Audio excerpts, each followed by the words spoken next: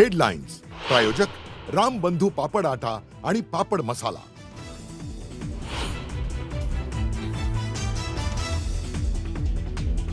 राज्यसभा निवडणुकीसाठी काँग्रेसचा शरद पवार यांना पाठिंबा, तर काँग्रेसनं राज्यसभेबाबत अखेर निर्णय घेतला।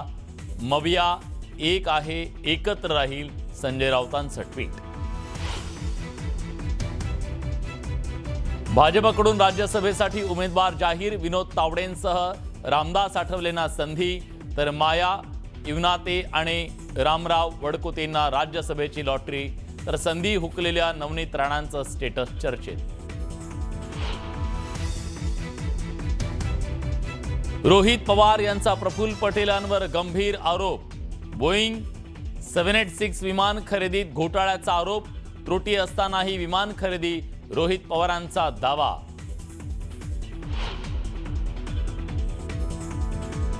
जानेवारी 2023 मध्ये एकनाथ शिंदेंच्या दाओस दौऱ्यादरम्यान त्यांचं विमान पाडू अशी धमकी इराण इराकनं दिलेली, रोहित पवारांचा व्हीएसआरच्या बेजबाबदारपणावर खळबळजनक आरोप।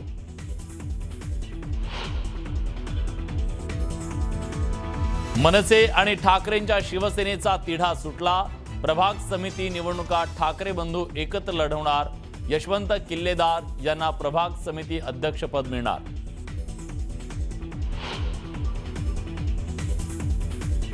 भास्कर जाधव आणि सचिन कल्याण शेट्टींमध्ये शाब्दिक चकमक, विधानभवनाच्या पोर्चमध्ये बोलताना दोन्ही नेते आक्रमक, जाधवांनी बापाचा उल्लेख केल्याचा कल्याण शेट्टींचा दावा।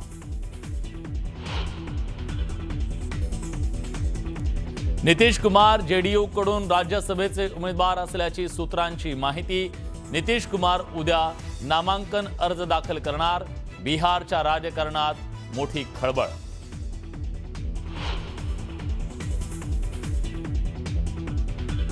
सह्याद्री व्याघ्र प्रकल्पात नवा वाघ, बाजी सुभेदार आणि सेनापतीसह आता शिलेदार वाघाची एंट्री।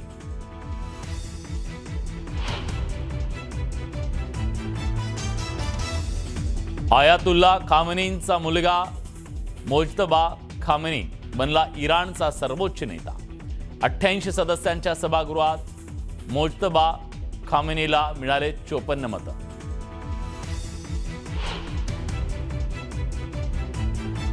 होर्मुझ सामुद्रधुनीतून जाणाऱ्या जहाजांना अमेरिकेचं नौदल देणार संरक्षण, राष्ट्राध्यक्ष ट्रम्प यांची मोठी घोषणा।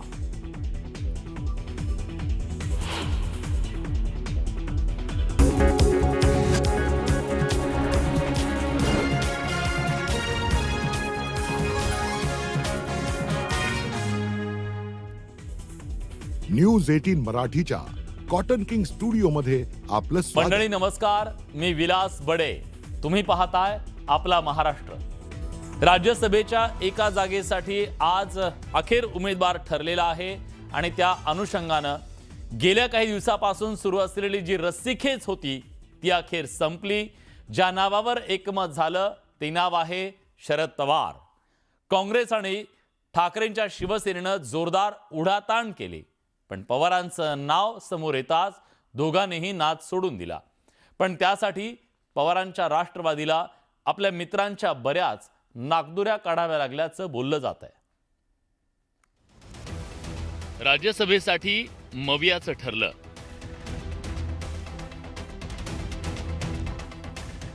पवार राज्यसभेवर जाणार। राज्यसभा बिनविरोध होणार का?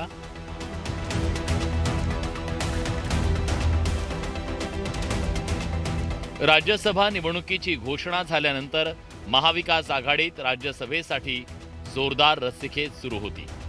ठाकरेंच्या पक्षासोबतच काँग्रेसनंही या जागेवर दावा सांगितला होता। अशात पवारांनी राज्यसभेवर जावं या मागणीसाठी खासदार सुप्रिया सुळे आणि आमदार जयंत पाटील यांनी उद्धव ठाकरेंची भेट घेतली। त्यामुळे मवियाचा राज्यसभेचा उमेदवार कोण याबाबतची उत्सुकता होती। अखेर काँग्रेस हायकमांडनं राज्यातल्या काँग्रेस नेत्यांना फोन करत राज्यसभेच्या जागेसाठी पवारांना पाठिंबा देण्याच्या सूचना दिल्या। काँग्रेस प्रेसिडेंट मल्लिकार्जुन खरगे साहेबांनी, राहुलजी गांधी यांनी आणि सोनिया गांधीजींनी पवारसाहेबांसारख्या ज्येष्ठ नेत्याला पाठिंबा देऊन त्यांना राज्यसभेच्या त्या ठिकाणी पाठवलं पाहिजेत, असं त्यांचं एकमत झालं. काँग्रेस पक्षाने शरद पवार साहेबांच्या उमेदवारीला पाठिंबा द्यावा अशा प्रकारचा निर्णय हा काँग्रेस पक्षाचा हा झाला आहे आणि महाविकास आघाडी म्हणून आणि एक ज्येष्ठ नेतृत्व म्हणून आम्ही आदरणीय शरद पवार साहेबांना काँग्रेस पक्ष म्हणून मदत करणार आहोत, मतदान करणार आहोत. ते आमचे उमेदवार राहतील. विशेष म्हणजे या घडामोडीनंतर ठाकरेंच्या पक्षाचे खासदार संजय राऊतांनी सूचक ट्विट केलं. काँग्रेसनं महाराष्ट्रातल्या राज्यसभेबाबत अखेर निर्णय घेतलाय. महाविकास आघाडी एक आहे, एकत्र राहील. जय महाराष्ट्र असं ट्विट संजय राऊतांनी केलं. आज काँग्रेस पक्षानेही आणि शिवसेनेने मोठ्या मनाने आदरणीय पवार साहेबांना ही संधी दिली, त्याबद्दल राष्ट्रवादी काँग्रेस पक्ष म्हणून अंतःकरणातून जितेंद्र आव्हाड साहेब आणि मी आज काँग्रेस पक्षाचे आभार मानायसाठी इथे आलो. मी स्वतः आणि जयंतराव पुन्हा उद्धवजींची भेट घेऊन त्यांच्या सगळ्या कुटुंबाचे आणि सगळ्या शिवसैनिकांचे मनपूर्वक आभार मानणार आहे. एकीकडे मवियात ही रस्सीखेच सुरू असताना महायुतीतल्या भाजपनं उमेदवारी जाहीर करण्यात आघाडी घेतली आहे. भाजपकडून विनोद तावडे, रामदास आठवले, माया युनाते आणि रामराव वडकुते यांना उमेदवारी जाहीर करण्यात आली आहे. भाजपनं या यादीच्या माध्यमातून सोशल इंजिनिअरिंग साधण्याचा प्रयत्न केलाय. मराठा, आदिवासी, ओबीसी आणि मागासवर्गीय समाजाला 4 उमेदवारांच्या माध्यमातून संधी देण्याचा प्रयत्न भाजपनं केलाय. आणि माझा पक्ष एनडीए सोबत आहे, माझा पक्ष बीजेपी सोबत आहेच आहे, पण मग एनडीए म्हणून ते त्या ठिकाणी आहे. आणि नरेंद्र मोदींच्या विकासाचा अजेंडा डोळ्यासमोर ठेवून मी त्या ठिकाणी काम करत आहे आणि म्हणून मला या ठिकाणी संधी तिसऱ्यांदा मिळालेली आहे आणि मला मिळालेल्या संधीचं मी सोनं करेन असा मला पूर्णपणे विश्वास आहे. खरं म्हणजे तर मी विचारही सुद्धा नव्हता केला की एवढी मोठी जबाबदारी आम्हाला भेटेल. आणि जसं काल मला माहीत पडलं आणि आज माझं नाव पक्षाने सुचवलेलं आहे, नक्कीच ज्या विश्वासाने पक्षाने माझ्यावरती जबाबदारी दिलेली आहे मी खरं उतरण्याचा प्रयत्न करीन. कारण की आजवरी जे जबाबदारी त्या पक्षाने दिली आहे मी जबाबदारीनं त्याला पूर्ण केलेलं आहे. भाजपच्या नेत्या आणि माजी खासदार नवनीत राणा यांना भाजपकडून राज्यसभेची उमेदवारी मिळेल अशी चर्चा होती, मात्र ही आशा फोल ठरली. राज्यसभेची संधी हुकल्यानंतर नवनीत राणांचं व्हॉट्सअप स्टेटस चर्चेत आलंय. संघर्ष करना मेरे लिए नई बात नहीं है. मैं किसी भी मोड़ से नई शुरुआत कर सकती हूँ. महाविकास आघाडीत ठाकरेंच्या शिवसेनेचे 20, काँग्रेसचे 16 आणि शरद पवारांच्या राष्ट्रवादी काँग्रेसचे 10 आमदार आहेत. या व्यतिरिक्त माकपचा 1 आणि शेकापचा 1 आमदार आहे. मवियाकडे एकूण 48चं संख्याबळ आहे. महाविकास आघाडीकडून शरद पवार यांना राज्यसभेची उमेदवारी दिली जाणार आहे. या सगळ्या घडामोडींमुळे राज्यसभेची ही निवडणूक बिनविरोध होणार का हे गुरुवारी स्पष्ट होईल. नरेश बोबाटेसह ब्युरो रिपोर्ट, न्यूज 18 मराठी.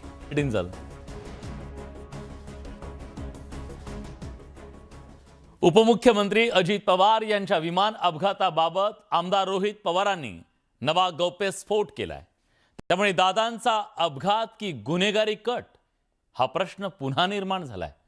इतकंच नाही तर पायलटनं विमान पाडल्याचं वक्तव्य विमा कंपनीच्या अधिकाऱ्यांनी केलं होतं, याकडे रोहित पवार यांनी लक्ष वेधलं. त्यामुळे विमान अपघाताबाबतचा संभ्रम आणखीनच वाढलाय. काही लोकांचं असं मत आहे की विमानतळाची रेकी करण्यासाठी ॲक्सिडेंटच्या आधी काही तिथं लोक आली होती. हे इन्शुरन्सवाला फोन करतोय माळिया परिवाराला आणि म्हणतोय की वो कॅप्टन ने प्लेन ठोक दिया. गोळी कुठं लागली तर डोक्याला लागली का पोटात लागली? खरं कुठं लागली? जर डोक्यात असेल तर इथं सांगण्यात आले की छातीत लागली. कालचा जो अजितदादांचा रिपोर्ट आलाय त्याच्यामध्ये कुठल्या इन्व्हेस्टिगेटरचं नाव लिहिलंय का? तर नाव लिहिलेलं नाही. अजित पवार यांच्या विमानाचा ज्या ठिकाणी अपघात झाला त्याबाबत आता नवी माहिती समोर आली आहे. अपघात स्थळाजवळ काही दिवसांपूर्वी काही अनोळखी लोक आले होते. स्थानिक नागरिकांच्या म्हणण्यानुसार त्यांनी परिसराची रेकी केली. त्याकडे रोहित पवारांनी लक्ष वेधलं. जर रेकी झाली असेल तर अपघात हा केवळ तांत्रिक बिघाड होता की गुन्हेगारी कट होता, याची चौकशी व्हावी अशी मागणी रोहित पवारांनी केली. तिथं असणाऱ्या काही लोकांशी बोलल्यानंतर हे खरं खोटं हे इन्व्हेस्टिगेशन, क्रिमिनल इन्व्हेस्टिगेशन म्हणजे CIDला विचारावं लागेल, नाही तर CIBला. काही लोकांचं असं मत आहे की विमानतळाची रेकी करण्यासाठी ॲक्सिडेंटच्या आधी काही तिथं लोक आली होती असं लोकांचं मत आहे. ह्याचं क्रिमिनल इन्व्हेस्टिगेशन करायची जरूरत आहे. हे त्या CID आणि CBIने करावं, याच्यात थोडंसं लक्ष घालावं असं आमचं मत आहे. विमान अपघातात ठार झालेल्या प्रियंका माळींच्या वडिलांना फोन करणाऱ्या विमा कंपनीच्या अधिकाऱ्यांनी पायलटनेच विमान पाडल्याची माहिती दिली होती असं रोहित पवारांनी म्हटलं. त्यामुळे विमान अपघात हा आत्मघाती हल्ला होता असं रोहित पवारांनी पुन्हा अधोरेखित केलं. कप्तान साहब ने गलती कर दी, ठोक दिया जाके, क्या करोगे? क्या गलती है समझ में नहीं आ रहा है. अगर वो पुणे चले जाते, नहीं विजिबिलिटी खराब थी, उनको दिखा नहीं, रनवे जिधर था उसके लेफ्ट में जाके वो ठोक दिया उन्होंने, क्या करोगे आप? म्हणजे हे इन्शुरन्सवाला फोन करतोय माळी या परिवाराला आणि म्हणतोय की वो कॅप्टन ने प्लेन ठोक दिया. अजित पवारांच्या अपघाती मृत्यूनंतर AIB अहवाल सादर करण्यात आला. त्या अहवालात विमान झाडांना धडकून कोसळल्याचं नमूद करण्यात आलं. मात्र अहवालातल्या निष्कर्षांवर रोहित पवारांनी आक्षेप घेत तपासात त्रुटी असल्याचा आरोप केला. रोहित पवारांनी काही प्रमुख मुद्दे उपस्थित केलेत. विमान राईट बॅक नव्हतं, ते लेफ्टला झुकून पडलं. मोठी झाडं नसताना झाडांना धडक असा उल्लेख करण्यात आला. झुडपाची उंची आणि विमानाची उंची जुळत नाही. मुंबई बारामती एवढा प्रवास असताना अतिरिक्त इंधनाची गरज काय होती? विमानात 90 ते 95% इंधन का भरलं होतं? रिपोर्ट द्यायचा म्हणून दिला का? ब्लॅक बॉक्सचे फोटो दिले नाहीत. तपास अधिकाऱ्यांची नावंही नाहीत. विजिबिलिटी कमी असतानाही विमानाला परवानगी कशी देण्यात आली? VIP प्रवासासाठी असलेल्या विशेष नियमांचं उल्लंघन झालं का? असे अनेक मुद्दे रोहित पवारांनी उपस्थित करत प्रश्नांची सरबत्ती केली. हा व्हिडिओ बघितल्यानंतर सिद्ध होतं राईट बँक नव्हतं झालं, लेफ्ट बँक झालं होतं आणि ते लेफ्ट साईडला धावपट्टीचा पडलं होतं. हे तर आपल्या सगळ्यांना त्या ठिकाणी माहिती आहे.